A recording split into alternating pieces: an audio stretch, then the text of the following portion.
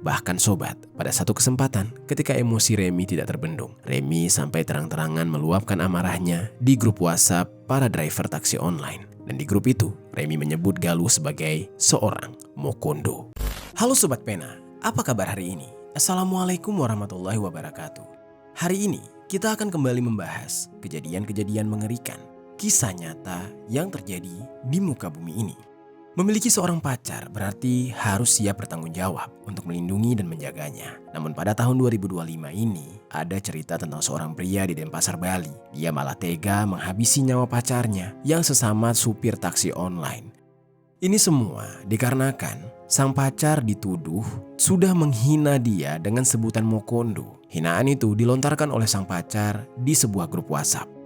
Merasa dia dipermalukan dengan hinaan tersebut, amarah yang tidak terbendung membuat pria itu kemudian gelap mata dan nekat menghabisi nyawa pacarnya di dalam mobil dengan sebilah pisau. Yang kemudian ironisnya, jasad sang pacar dibiarkan begitu saja di dalam mobil yang terparkir di depan halaman rumah kosong.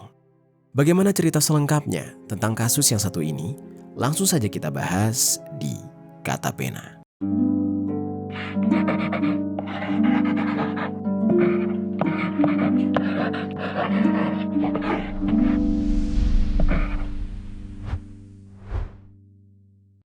Pemirsa, kasus perempuan yang merupakan pengemudi taksi online di Denpasar, Bali akhirnya terkuak. Pelaku merupakan kekasih dari korban.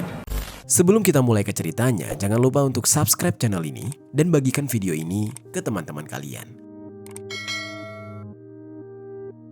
Cerita ini dibuat berdasarkan berita yang sudah beredar dan diterbitkan oleh beberapa media publik yang aku sajikan dan aku rangkum dalam bentuk alur cerita.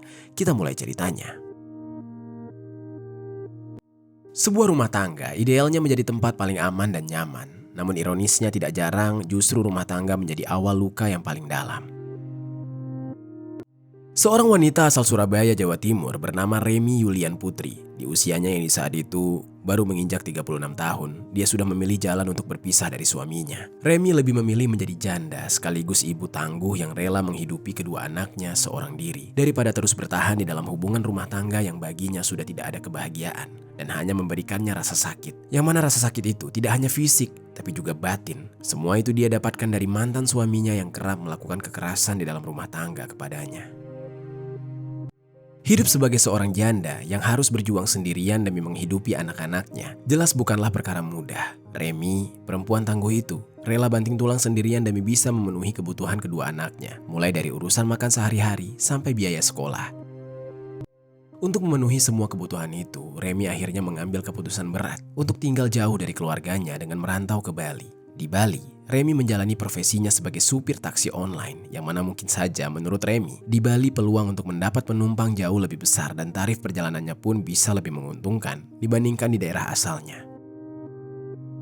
Setiap harinya, Remy menghabiskan waktu di Bali kemudi menggunakan mobil Daihatsu Terios berwarna merah dengan nomor polisi DK1662 ACT, yang mana di saat itu diketahui mobil itu masih dalam masa cicilan. Dia berharap dengan pekerjaannya tersebut, Remy bisa menghasilkan uang untuk biaya makan, sekolah anak-anaknya, dan membayar cicilan mobil yang tidak pernah bisa ditunda.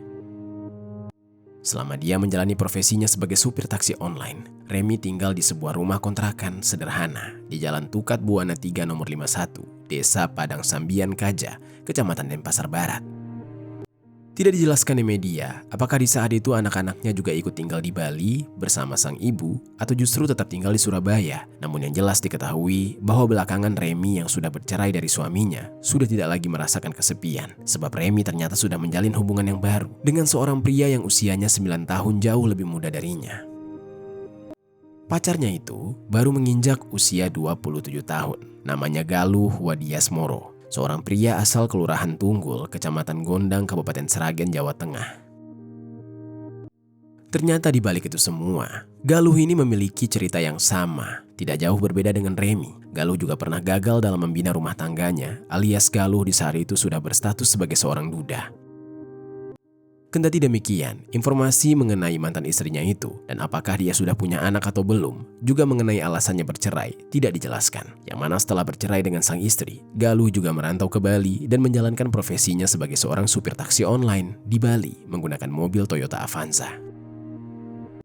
Entah bagaimana cerita pertama kali mereka bisa bertemu, hingga akhirnya mereka menjalin hubungan spesial sebagai sepasang kekasih. Namun di saat itu, hubungan mereka sudah berjalan kurang lebih 1,5 tahun. Waktu yang terbilang cukup panjang untuk saling mengenal satu sama lain, untuk tahu di mana sisi manis dan mana sisi kelam dari pasangan masing-masing.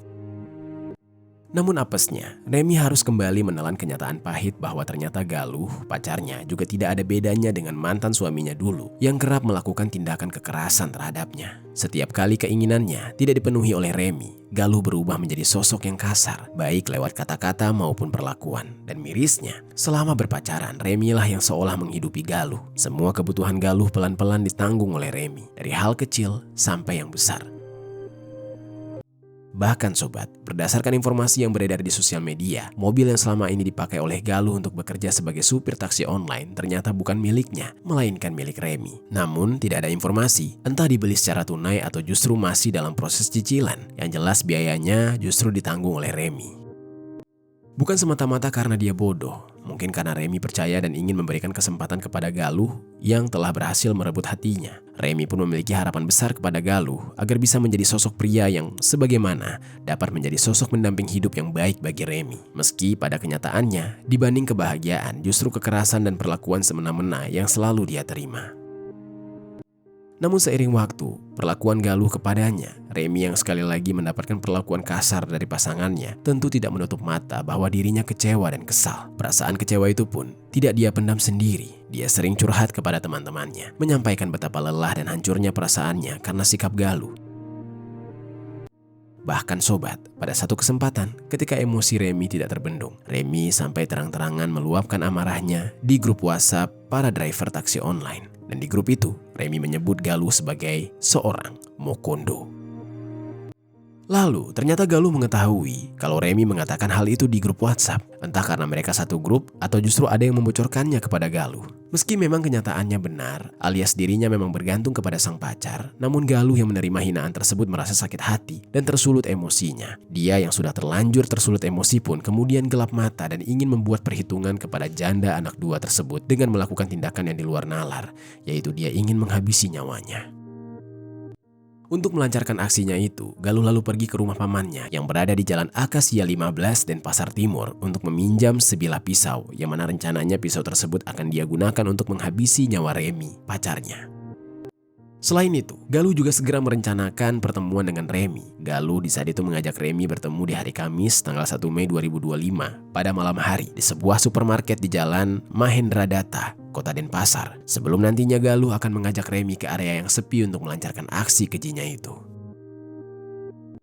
Di sisi lain, Remy yang tidak tahu menahu mengenai rencana sadis dari sang pacar, dia menurut saja saat pacarnya mengajaknya bertemu. Namun pada hari Kamis tanggal 1 Mei 2025, sore harinya, sebelum menemui Galuh, Remy diketahui tengah melakukan kopi darat bersama teman-teman driver taksi online wanitanya. Di antaranya ada yang bernama Anita dan juga Diana. Mereka yang berprofesi sama, mereka saling menceritakan pengalaman hidup masing-masing, kesulitan hidup yang mereka alami, dan Remy pun juga menceritakan soal Galuh pacarnya yang kerap memanfaatkannya untuk melakukan kekerasan. Setelah bercerita dan berbagi beban hidup, mengingat waktu sudah menunjukkan pukul 7 malam, Remy yang ingat bahwa dia ada janji untuk bertemu dengan Galuh. Dia memutuskan untuk pamit duluan dan pergi dari perkumpulan itu. Lalu kemudian, sekitar pukul 19.30 WITA, Remy sampai di sebuah minimarket yang berlokasi di sebelah selatan salah satu rumah sakit swasta di kawasan Jalan Mahendradatta, Denpasar, tempat di mana dia dan pacarnya berjanji untuk bertemu. Di sana Remy yang datang menggunakan mobil Daihatsu Terios bertemu dengan Galuh, pacarnya, yang menggunakan mobil Toyota Avanza. Mereka yang sudah bertemu kemudian memutuskan untuk melanjutkan perjalanan dengan satu mobil saja, yaitu Galuh sengaja meminta kepada Remy untuk pergi menggunakan mobil Daihatsu Terios milik Remy. Remy yang tidak mencurigai apapun dari gelagat sang pacar, dia setuju-setuju saja. Malam itu mereka pun pergi menggunakan mobil Daihatsu Terios, sedangkan mobil Toyota Avanza yang dibawa Galuh dititipkan di parkiran minimarket.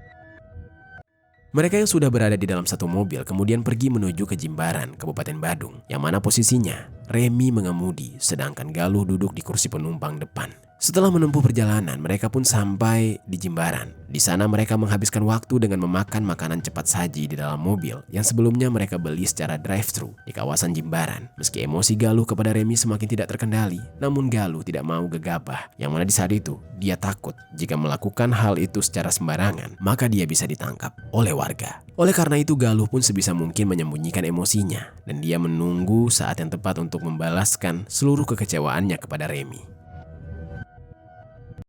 Lalu sobat, setelah selesai makan, Galuh mengajak Remy pergi ke arah Goa Gong. Selama di dalam perjalanan, Galuh rupanya tidak dapat menahan emosinya.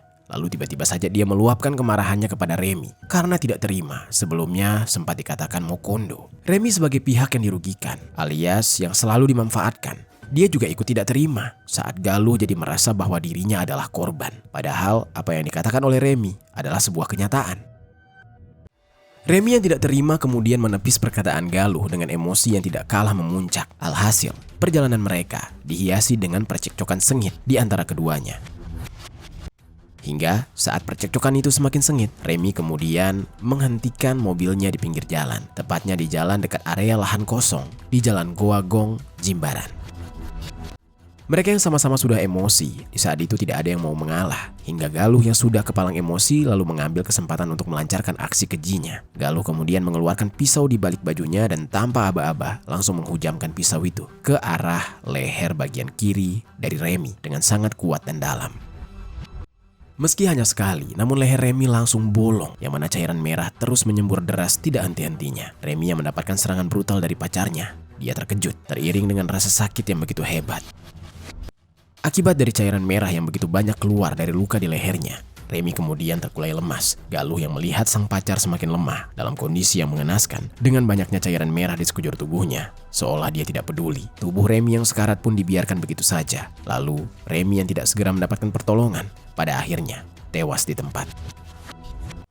Melihat pacarnya yang tidak bergerak lagi, Galuh segera memeriksa kondisinya yang ternyata benar-benar sudah tidak bernyawa. Setelah Remy tewas, tidak ada penyesalan sama sekali. Galuh kemudian memindahkan jasad Remy ke kursi tengah penumpang dalam posisi duduk layaknya orang yang masih hidup. Namun, seolah-olah tengah tertidur. Meski cairan merah segar tampak terus mengalir dari lehernya, tadinya Galuh berencana ingin mengambil mobil pacarnya tersebut. Namun, entah kenapa setelah menimbang-nimbang, Galuh malah tidak jadi mengambil mobil itu dan membiarkan jasad dari pacarnya tetap di dalam mobil.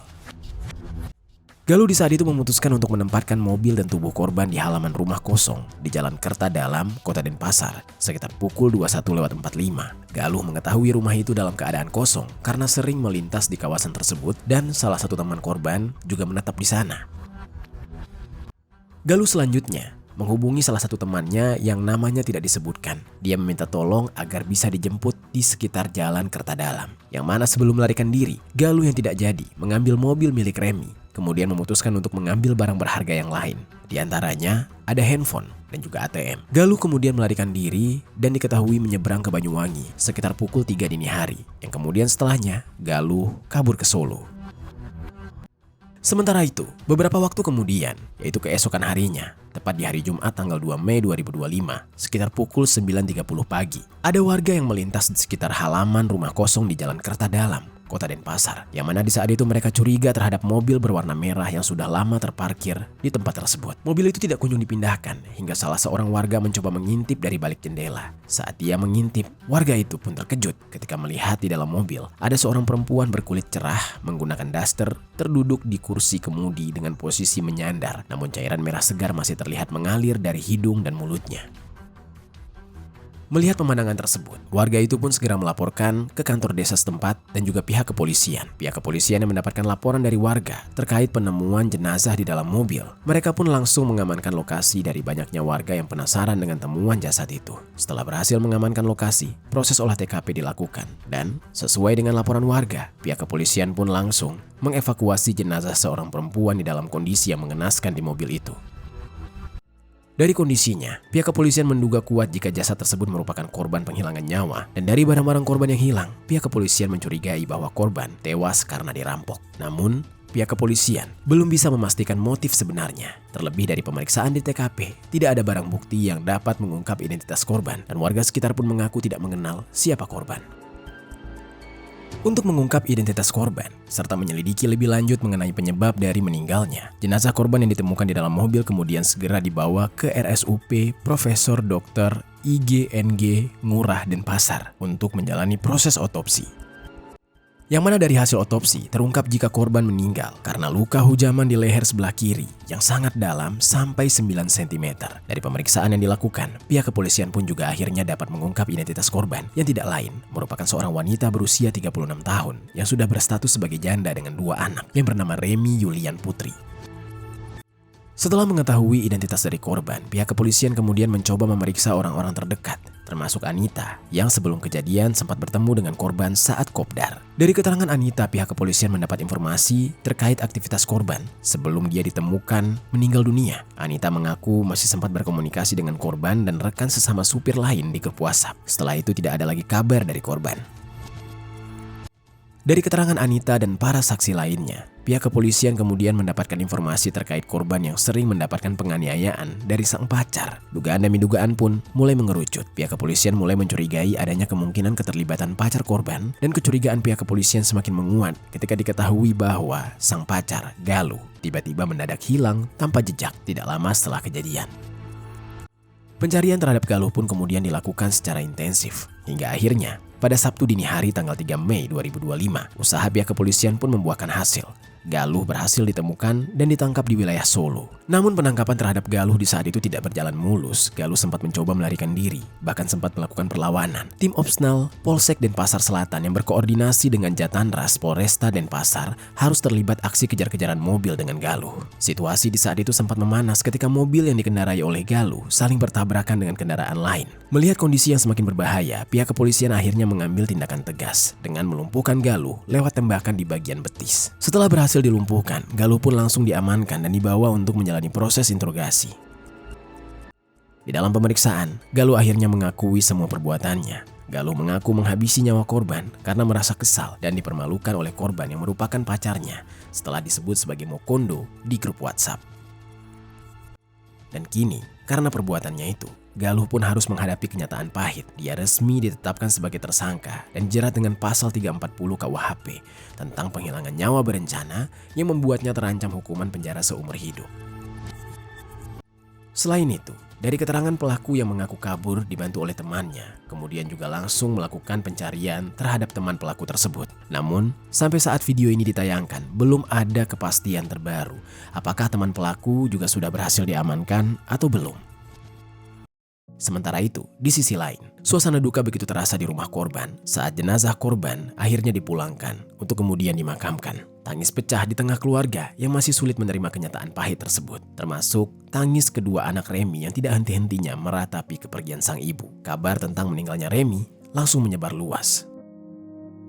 Banyak yang menyayangkan bagaimana bisa seseorang setega itu sudah memanfaatkan korban yang selama ini begitu tulus, tapi justru membalasnya dengan kekerasan hingga merenggut nyawa korban. Sebuah perbuatan biadab yang tidak bisa dimaafkan. Dan sampai saat ini, proses hukum terhadap kasus ini masih terus berjalan. Pihak keluarga juga orang-orang terdekat terus mengawal jalannya kasus ini, meski di tengah duka yang mereka rasakan demi mendapatkan keadilan untuk Remy. Itu dia sobat, kisah dari Remy yang dihabisi oleh pacarnya akibat sang pacar yang dianggap Mokondo dan merasa sakit hati karena omongan Remy di grup WhatsApp. Apa pelajaran yang bisa kita ambil dari kisah ini? Oh ya sobat, aku pengen ngasih tahu ke kalian, Kata Pena tergabung di dalam program YouTube Shopping Affiliate. Nah, buat kalian yang sedang mencari barang-barang yang menarik dan keren, aku punya beberapa rekomendasi produk untuk kalian. Kalau tertarik, langsung saja klik link produk di pojok kiri bawah untuk pembeliannya.